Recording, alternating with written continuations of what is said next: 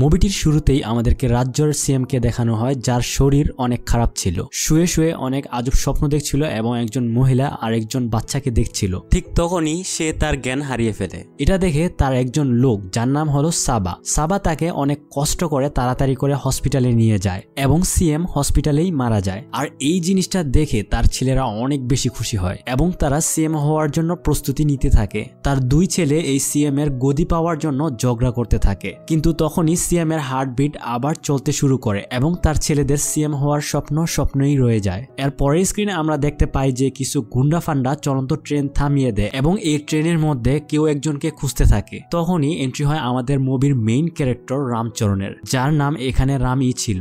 Ram collector হয়ে তার নিজের শহরে যাচ্ছিল এবং এই গুন্ডাগুলো রামকে ধরতে এসেছিল, কেননা রাম যখন আইপিএস ছিল তখন এই টাকলার একটা 2 নাম্বারি ব্যবসা ধরে ফেলে এবং তার দোকান বন্ধ করে দিয়েছিল।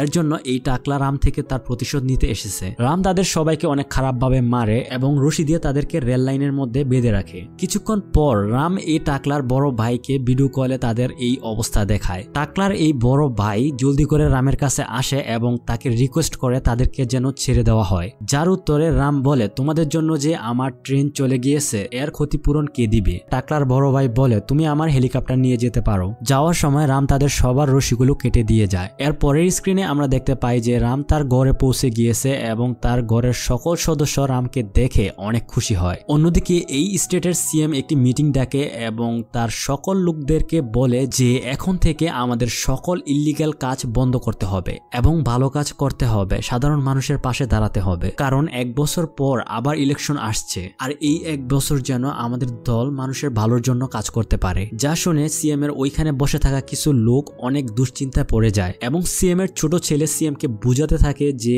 আপনি কি বলছেন, এইগুলো করলে তো সকল মন্ত্রীরা রাস্তায় নেমে যাবে। যার উত্তরে সিএম বলে, আমি আগামী 1 বছর পর্যন্ত এই স্টেটের সিএম, আমি যা বলি তাই তোমাদের করতে হবে, আর কেউ যদি আমার কথা অমান্য করে তাহলে আমি তাকে রাস্তায় নামিয়ে দেব। অন্যদিকে রামও আবার একটা মিটিং ডাকে এবং তার সকল কর্মচারীদেরকে বলে যে এই স্টেটের মধ্যে যে যে অন্যায় কাজ করছে তাদের সবার একটা লিস্ট তৈরি করো এবং আমার কাছে তাদের সবাইকে নিয়ে আসো। এর পরের দিন রামের কর্মচারীরা সকল লোকেদেরকে নিয়ে আসে আর তাদেরকে বলে যে তোমরা সবাই তোমাদের খারাপ কাজ বন্ধ করে দাও এবং কষ্ট করে নিজে উপার্জন করো। যা শুনে ওইখানে বসা সবাই হাসতে থাকে। তো এই জিনিসটা দেখে রাম অনেক রেগে যায় এবং তাদেরকে একটা বাসে বসিয়ে তাদের আড্ডায় যেখানে তারা খারাপ কাজ করে সেখানে নিয়ে যায় এবং তাদের সবাইকে তাদের খারাপ কাজগুলো দেখায়। রাম ওইখানে থাকা সকল লোকগুলোর খারাপ কাজগুলো প্রমাণ করে ফেলে এবং তাদেরকে অ্যারেস্ট করে ফেলে। এর কিছুদিন পর রামের ছোট ভাইয়ের বিবাহ হয়। এই বিয়েতে রাম তার সকল বন্ধুদের সাথে একসাথে বসে আড্ডা দিচ্ছিল। তখন সেখান থেকে তার একজন বন্ধু বলে, তোমার ছোট ভাইয়ের তো বিয়ে হয়ে যাচ্ছে, তুমি বিয়ে করবে কখন? তা শুনে রাম তার বন্ধুদেরকে তার কলেজ লাইফের লাভ স্টোরি শোনাতে থাকে। সে বলে যে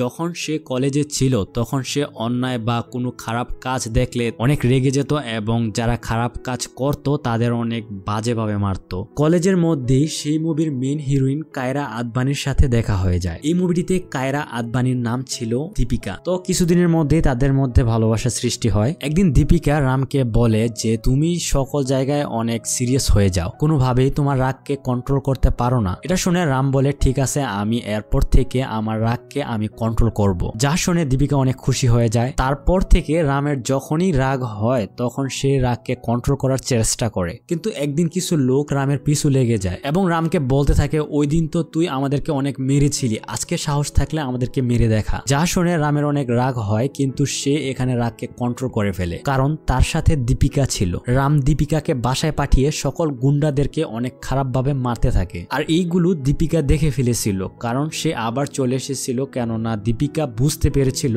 যে সে যাওয়ার পর রাম কিছু একটা করবে, তার জন্য দীপিকা আবার ফিরে এসেছিল। এরপর দীপিকা রামকে বলে যে তুমি যদি তোমার রাগকে কন্ট্রোল করতে না পারো তাহলে তুমি কোনো এক সরকারি কর্মকর্তা হয়ে যাও। যার উত্তরে রাম বলে, আইপিএস হলে কি হবে? তারপর দীপিকা আবার বলে, তুমি যদি আইপিএস হয়ে যাও তাহলে তুমি প্রত্যেকটা অপরাধীকে শুধু গুলি করে হত্যা করে ফেলবে, তার জন্য তোমাকে আইএস হতে হবে। আর যদি তুমি আইপিএস হও তাহলে আমি তোমার সাথে কখনোই কথা বলবো না। এরপর থেকে রাম আইএস এর প্রিপারেশন নিতে থাকে, কিন্তু সে কিছু মার্কসের জন্য সেকেন্ড হয়ে যায়, যার জন্য রামকে আইপিএস এর জন্য সিলেক্ট করা হয়। আর সে আইপিএস হওয়াতে দীপিকা রামের সাথে আর কখনো কথা বলেনি। রাম তার ট্রেনিং শেষে দীপিকার বাসায়ও গিয়েছিল, কিন্তু দীপিকা তার আসার আগেই শহর ছেড়ে অন্য কোথাও চলে গিয়েছিল, যার জন্য রাম প্রতি বছরই আইএস এর প্রিপারেশন নিচ্ছিল এবং এবার সে আইএসও হয়ে গিয়েছে। এরপর মুভির স্টোরিটা আবার প্রেজেন্টে এসে যায়। রামের একজন বন্ধু রামকে বলে, আরে ভাই তুমি যে কলেজের কথা বলতেছো ওই কলেজের দীপিকাকে তো আমি চিনি। তো সে রামকে দীপিকার বাসার অ্যাড্রেস দেয়। তারপর রাম একটা জায়গায় যায় যেখানে গোপন ভাবে বালু চুরি করা হচ্ছিল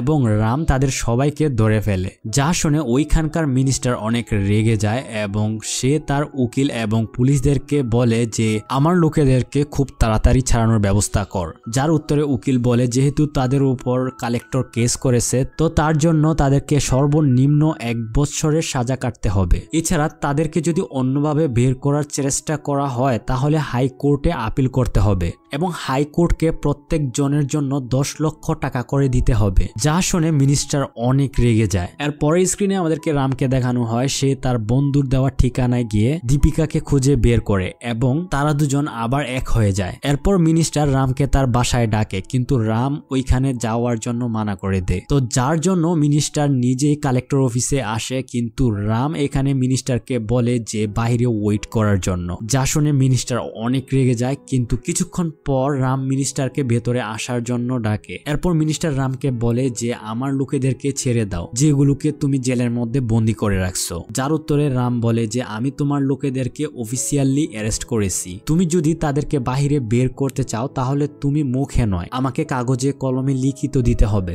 এরপর মিনিস্টার রামকে বলে যে তুই আমাকে চিনোস না, আমি সিএম এর ছেলে, এর সাথে আমি নিজেও একজন মিনিস্টার এবং এর পরের সিএম আমি হতে চলেছি আর তুই একজন সামান্য কালেক্টর। তো সেখানে রাম অনেক রেগে যায় এবং মিনিস্টারকে সে বলতে থাকে যে একটা কালেক্টরের অর্থ কি এবং এর কাজ কি বা কালেক্টর চাইলে কি কি করতে পারে এইগুলো সম্পর্কে রাম মিনিস্টারকে বলতে থাকে। এইগুলো শুনে মিনিস্টার একদম চুপ হয়ে যায় আর সেখান থেকে তার গাড়িতে এসে নিজে নিজেই রাগ দেখাতে থাকে এবং তার সেক্রেটারিকে বলে রামকে মেরে ফেলার জন্য। তা শুনে তার সেক্রেটারি সিমহা বলে স্যার এখন মাত্র আমরা কালেক্টর অফিস থেকে এসেছি, এখন রামকে কিছু করলে মানুষ বুঝে যাবে। তারপরের স্ক্রিনে রাম দীপিকার সাথে দেখা করতে যায়। তখন দীপিকা তাকে বলে যে এখানে এসে আমি একটি ওল্ড এজ হোম শুরু করেছি। এরপর দীপিকা রামকে ওইখানে থাকা সকলের সাথে পরিচয় করিয়ে দেয় এবং দীপিকা অবশেষে এমন একজন মহিলার সাথে রামের পরিচয় করায় যার নাম হলো পার্বতী, যে কিনা চোখে খুব কম দেখতে পারে কিন্তু আশেপাশে যে সকল সমস্যাগুলো ঘটছে তা সিএম কে সে লিখে পাঠাতো। রাম তার লেখাগুলো পড়ে তার কাছে অনেক ভালো লাগে এবং সে বলে যে এই লেখাগুলোতে সত্যতা রয়েছে এবং আগামীকাল সিএম বাইজ্যাকের একটি ফাংশনে আসবে আর এই ফাংশনের দায়িত্বে আমি রয়েছি। যা শুনে ওই মহিলা বলে যে আমাকে ওইখানে নিয়ে যাও। এর পরের দিন সিএম ওইখানে আসে এবং তার ভাষণ দিতে থাকে। ঠিক তখনই ওই মহিলা ভিড়ের মধ্যে দাঁড়িয়ে বলে যে আমি তোকে অনেক সমস্যার কথা লিখেছি কিন্তু তুই শুনোসনি। যা শুনে সিএম ওই মহিলাকে স্টেজের মধ্যে আসতে বলে। ওই মহিলা স্টেজে উঠে আর তখনই সিএম বুঝতে পারে যে এই মহিলাটি তার স্বপ্নের মধ্যে আসতো সব সময়। এই মহিলাটি এসে তার সকল লোকের 2 নাম্বারি কর্মকাণ্ডগুলো বলতে থাকে যে তারা কিভাবে 2 নাম্বারি করে টাকা লুটছে জনগণ থেকে। সিএম তখন রামকে জিজ্ঞাসা করে যে এগুলো কি সত্যি? যার উত্তরে রাম বলে যে হ্যাঁ স্যার এগুলো সবগুলোই সত্যি। যার প্রমাণ হিসাবে রাম কিছু কাগজ সিএম কে দেখায়। যা শুনে সিএম এর ছেলে অনেক রেগে যায় এবং তাদেরকে স্টেজ থেকে ধাক্কা মেরে ফেলে দিতে চায়। তখনই রাম সিএম এর ছেলেকে একটি থাপ্পড় দেয়। তখন সিএম সকল মানুষের সামনে তার ছেলেকে ওই মহিলা এবং রামের কাছে সরি বলার জন্য বলে। তখন সিএম এর ছেলে তাদেরকে সরি বলে ওইখান থেকে চলে যায়। যখন সিএম ওইখান থেকে চলে আসছিল তখন সে আবার জ্ঞান হারিয়ে ফেলে। তখন তার সকল লোকেরা তাকে আবার হসপিটালে নিয়ে আসে। হসপিটালে সিএম এর ছেলেও ছিল। তার ছেলে সিএম কে বলতে থাকে যে ওই কালেক্টর আমাকে থাপ্পড় দিয়েছে, তুমি তাকে সাসপেন্ড না করে আমার থেকে সরি শোনাইছো, ওই কালেক্টরকে আমি সাসপেন্ড দেখতে চাই। এরপর সিএম রামকে সাসপেন্ড করে দেয় এবং তখনই আমরা জানতে পারি যে ওই মিনিস্টার সিএম এর সৎ ছেলে। এটা হলো ছোট ছেলে আর এটা হলো বড় ছেলে। তো দুজনেই সৎ ছেলে আর কি। ছোট ছেলের নাম হলো মপিদেব আর বড় ছেলের নাম হলো মাগদিরা। রামকে সাসপেন্ড করাতে মপিদেব অনেক খুশি হয়। সিএম তা দেখে সাথে সাথে সে তার ছেলে মপিদেবকেও মিনিস্টারের পদ থেকে সাসপেন্ড করে দেয়। যখন রামের কাছে তার সাসপেন্ডের নোটিশটি আসে তখন রাম তা দেখে অনেক হতাশ হয়ে যায় কিন্তু দীপিকা তাকে আশ্বাস দেয় এবং বলে যে এই সময়টা আমাদেরকে বিয়ে করে নেওয়া উচিত। এর পরের স্ক্রিনে আমরা দেখতে পাই যে সিএম তার সৎ ছেলে মপিদেবকে ডেকেছে এবং সে বলে বলে যে আমি তোমাকে শুধু মন্ত্রিত্ব পদ থেকে হাঁটাইনি, আমি আমার পার্টি থেকে তোমাকে একবারের জন্য সরিয়ে দিয়েছি। আমি এতদিন খারাপ পথে চলেছি, এখন সবকিছুর প্রায়শ্চিত্ত করতে হবে। যা শুনে মপিদেব তার কাছে ক্ষমা চেতে থাকে এবং তার সামনে কান্না করতে থাকে। তো সিএম মপিদেবকে মাফ না করাতে মপিদেব সিএম কে ওইখানেই মেরে ফেলে। তাকে পার্টি থেকে বাতিল করার জন্য যে পেপারসটা ছিল সেটা সে ছিঁড়ে খেয়ে ফেলে। তার পার্টির লোকেরা যখন এসে দেখে সিএম মারা গিয়েছে তখন তারা অনেক বেশি খুশি হয়, বিশেষ করে তার 2 সৎ ছেলে। এরপর তারা একটা মিটিং রাখে যে পরবর্তী সিএম কে হবে, মপিদেব নাকি মাগদিরা। মাগদিরা যেহেতু বড় ভাই, তো সেখানে সবাই বলে যে মাগদিরাকেই সিএম বানানো হোক। পরবর্তীতে যখন মাগদিরা জানতে পারে তার ছোট ভাই তার সৎ বাবাকে মেরে ফেলেছে, তো সে ভয়ে ছোট ভাইকেই সিএম এর পদ দিয়ে দেয়। মপিদেব সিএম হওয়ার পর এই স্টেটে অনেক মারামারি দাঙ্গা লাগিয়ে দেয় এবং অন্যদিকে আমরা দেখতে পাই যে দীপিকা এবং রামের বিয়ে হচ্ছিল, কিন্তু বর্তমান সিএম অর্থাৎ মপিদেব রামকে অ্যারেস্ট করিয়ে নেয়, কেননা তাকে ওই দিন রাম সবার সামনে থাপ্পড় মেরেছিল। এর সাথে তার অনেক কর্মকাণ্ড রাম বন্ধ করে দিয়েছিল, তো যার প্রতিশোধ নেওয়ার জন্য বর্তমান সিএম তাকে অ্যারেস্ট করিয়ে নেয়। তারপর পুলিশেরা রামকে পুলিশ ভ্যানের সাথে হাতকারি বেঁধে রাস্তার মাঝখানে ছেড়ে চলে যায়, কেননা সিএম তাদেরকে আদেশ দিয়েছিল। আর চারদিক থেকে সিএম এর সকল গুন্ডারা চলে আসে রামকে মারার জন্য, যারা এতক্ষণ ভাঙচুর করছিল। রাম অনেক কষ্টে সিএম এর গুন্ডাদের কাছ থেকে বাঁচার চেষ্টা করছিল, কিন্তু তখনই অন্যদিকে আমরা দেখতে পাই যে পুরনো সিএম তার শেষ ইচ্ছা মরার আগে একটা ভিডিও পেন ড্রাইভের মধ্যে রেখে দিয়ে গিয়েছিল। যখন এই ভিডিওটা সকল জনগণের সামনে চালু করা হয় তখন মপিদেব তা দেখে অনেক অবাক হয়ে যায়, কেননা এই ভিডিওটিতে পুরনো সিএম বলে গিয়েছিল যে রামই হবে পরবর্তী সিএম। অন্যদিকে রামকে যেই গুন্ডাগুলো মারছিল তখন সেগুলোকে পুলিশরা এসে গুলি করে মেরে ফেলে এবং পুলিশগুলো রামের কাছে এসে মাথা নত করে ক্ষমা চাইতে থাকে। রাম তখন জানতে চায় কিসের জন্য এই গুন্ডাগুলোকে গুলি করা হয়েছে। তার উত্তরে পুলিশ বলে যে পুরনো সিএম তার মরার আগে একটা ভিডিও রেখে গিয়েছিল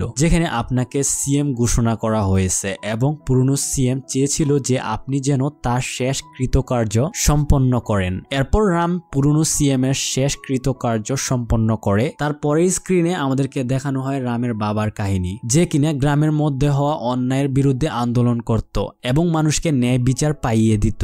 সবাই রামের বাবাকে অনেক সম্মানও করত। এরপর রামের বাবার কয়েকজন বন্ধু এসে রামের বাবাকে বলে যে ভাইয়া, আমাদের এখন থেকে আর আন্দোলন করার দরকার নেই, আমরা একটা নিজেদের পলিটিক্যাল পার্টি তৈরি করব। যার উত্তরে রামের বাবা বলে যে রাজনীতি অনেক খারাপ একটা জিনিস, কিন্তু সবাই রামের বাবার সাথে অনেক জোরাজুরি করে যে একটা পলিটিক্যাল পার্টি খোলার জন্য।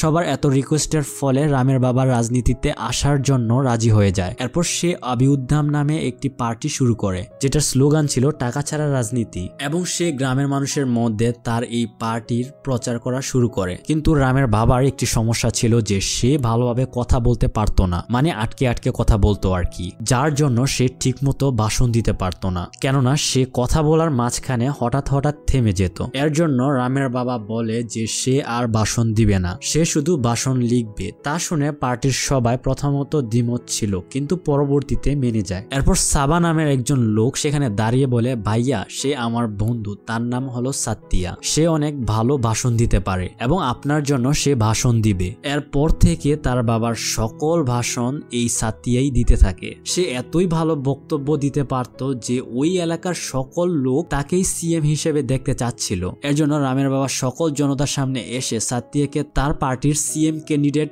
ঘোষণা করে দেয়। এরপর সাতিয়া রামের বাবার কাছে আসে এবং বলে যে ভাইয়া, ইলেকশন সামনে আসছে, তার জন্য প্রচার করার জন্য আমাদের অনেক টাকার প্রয়োজন। অনেক বড় বড় লোকেরা আমাদেরকে টাকা দেওয়ার জন্য রাজি হয়ে গিয়েছে। রামের বাবা আরো জানতে পারে যে তারা যার বিরুদ্ধে আন্দোলন করত তারাই এখন টাকা দেওয়ার জন্য রাজি হয়েছে। তো এর জন্য তাদের কাছ থেকে টাকা নেওয়ার জন্য রামের বাবা মানা করে দেয়। কিন্তু সাতিয়া এবং মুকুন্দ এর মনে লোভ জমে যায়, যার জন্য তারা তাদের কাছ থেকে টাকা নেয়। আর এই কথাটা যখন রামের বাবা জানতে পারে তখন সে একটা প্রেস মিটিং আয়োজন করার জন্য বলে, কেননা সে পার্টিকে বন্ধ করার জন্য ঘোষণা করবে। তো এটা আবার সাতিয়া এবং মুকুন্দ জেনে ফেলে। তো এর জন্য রাতে যখন রামের বাবা এবং তার মা বাসায় ফিরছিল তখন সাতিয়া এবং মুকুন্দ তাদের উপর হামলা করে, কিন্তু রামের বাবা চালাকি করে রামকে এবং রামের মাকে দূরে সরিয়ে দেয়। একটু পরে সাতিয়া এবং মুকুন্দ রামের বাবার সামনে আসে। রামের বাবা তাদেরকে বলে যে আমি তো কখনোই কারোর খারাপ চাইনি, তো কেন তোমরা আমাকে মারবে?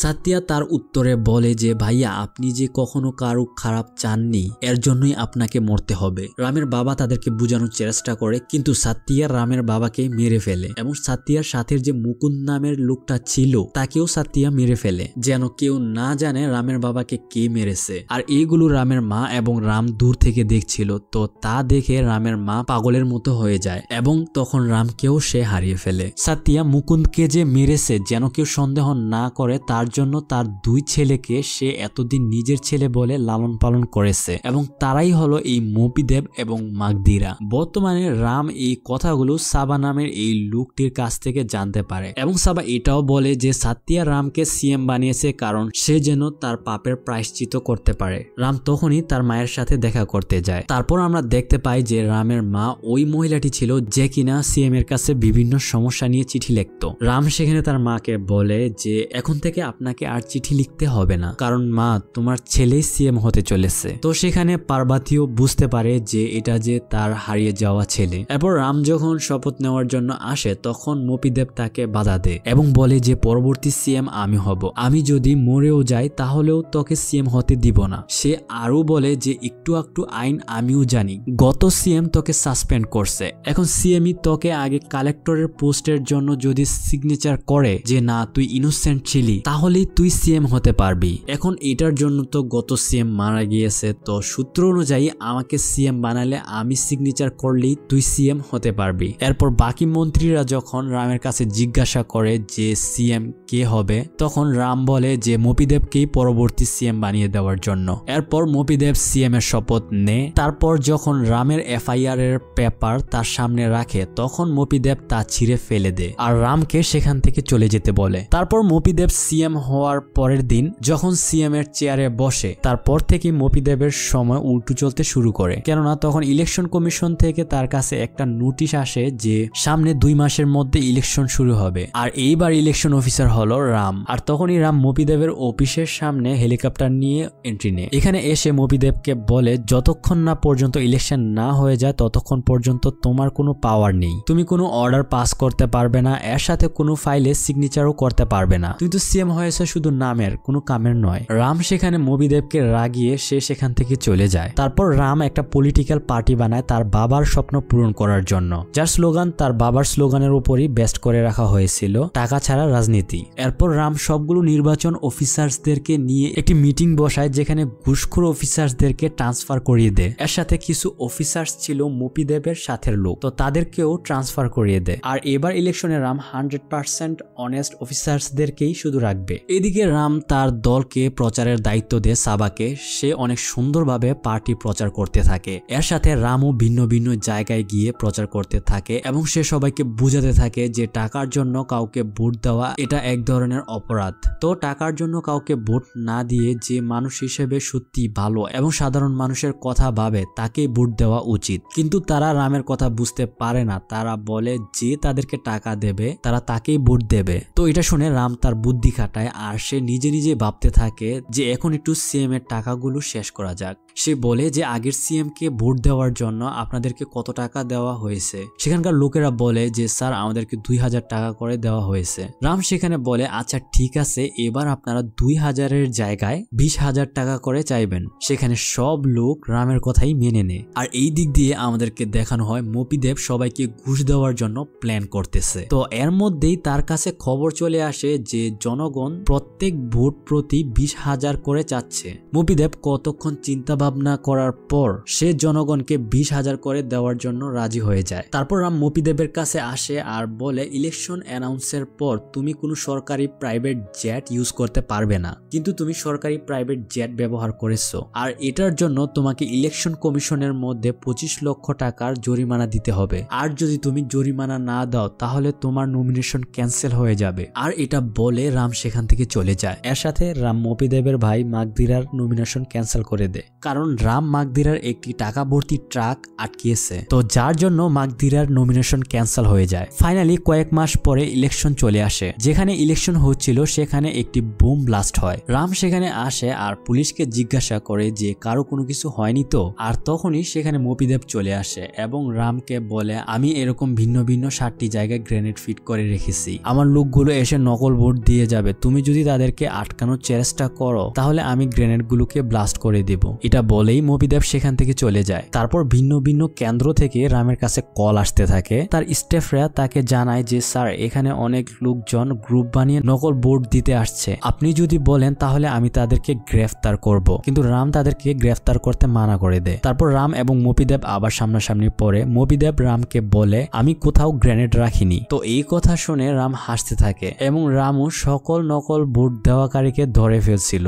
যে জায়গাগুলোর মধ্যে নকল ভোট দেওয়া হয়েছিল সেই জায়গাগুলোর মধ্যে রাম রি-ইলেকশন করবে। আর এই কথা শুনে তো মপিদেব একদম চুপ হয়ে যায়। এর পরের স্ক্রিনে আমাদেরকে দেখানো হয় মপিদেব ইলেকশন কমিশন অফিসের মধ্যে আসে আর সেখানে চিফকে সে রামের বাবা এবং মায়ের ছবি দেখায়। মপিদেব সেখানে বলে তার বাবার পার্টি সে এখনো চালাচ্ছে, তো সে কিভাবে ইলেকশন অফিসার হতে পারে। এর সাথে মপিদেব রামকে ইলেকশন অফিসার থেকে বাতিল করার জন্য রিকোয়েস্ট করে। সেখানে রাম চিফদেরকে বলে স্যার আইনগতভাবে তারা আমার মাতা পিতা নয়। মপিদেব সেখানে বলে তারা যদি তোর মা বাবা না হয়ে থাকে তাহলে প্রমাণ কর যে তারা তোর মা বাবা নয়, এবং তোর মা তো জীবিত রয়েছে এখনো, তোর মার কাছে জিজ্ঞাসা করি তুই কি তার ছেলে নাকি না। তখনই সেখানে পার্বতী চলে আসে, মানে রামের মা। আসলে মপিদেব প্রমাণ করার জন্য তাকে এখানে এনেছে। সেখানে চিফরা রামের মাকে জিজ্ঞাসা করে রাম কি আপনার ছেলে। পার্বতী সেখানে বলে হ্যাঁ রাম আমারই ছেলে। তো রাম সেখানে বলে স্যার তার মেন্টাল কন্ডিশন ঠিক নেই, তার জন্য তার কোনো কথায় আমরা বিশ্বাস করতে পারি না। তখনই মপিদেব বলে তাদের ডিএনএ টেস্ট করিয়ে দেখার জন্য,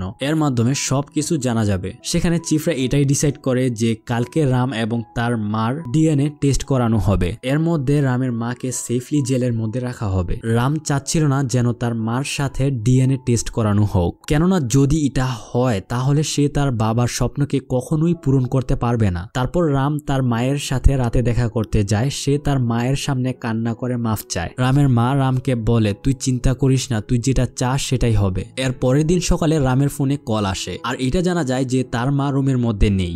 রাম সেখানে গিয়ে তার মাকে খুঁজতে থাকে কিন্তু কোথাও তার মাকে খুঁজে পায় না। তখন রাম তার এরিয়ার পাশে একটা এসিড ফ্যাক্টরির মধ্যে যায় এবং সেখানে গিয়ে সে জানতে পারে যে তার মা এসিডের একটি ট্যাঙ্কের মধ্যে জাপ দিয়ে তার পুরো বডিকে নষ্ট করে ফেলেছে। এটা দেখে রাম প্রচুর কান্না করতে থাকে। আসলে রামের মা নিজের বডিকে নষ্ট করে ফেলেছে এটার জন্য যে সেও চাচ্ছিল না যেন রামের সাথে তার ডিএনএ টেস্ট করানো হয়। এর সাথে তার বাবার স্বপ্নও যেন রাম ঠিকমতো পূরণ করতে পারে। তারপর ইলেকশন কমিশনের মধ্যে ডিএনএ টেস্ট না করতে পারাতে মপিদেব রামকে আর ইলেকশন অফিসার থেকে বাতিল করাতে পারে নাই। যখন সব দিক থেকে নিউজ আসছিল রামের বাবার পার্টি সব দিক থেকে বেশি বেশি ভোট পেয়ে জিতে যাচ্ছে, তখন সে রেগে লাস্ট যে কেন্দ্রটি ছিল যেখানে ভোট কাউন্ট করা হচ্ছিল সেখানে গিয়ে মারামারি করতে থাকে এবং মপিদেব চাচ্ছিল ভোট কাউন্টার মেশিনগুলো ভেঙে দিতে এবং সে কিছু মেশিন ভেঙেও ফেলে। এর সাথে রামের সাথে তার একটা ফাইটও হয়। অবশেষে রাম বলে যে কয়েকটা কাউন্টার মেশিন মপিদেব ভেঙেছে সেগুলোর ভোট মপিদেবকে দিয়ে দিতে। মানে সে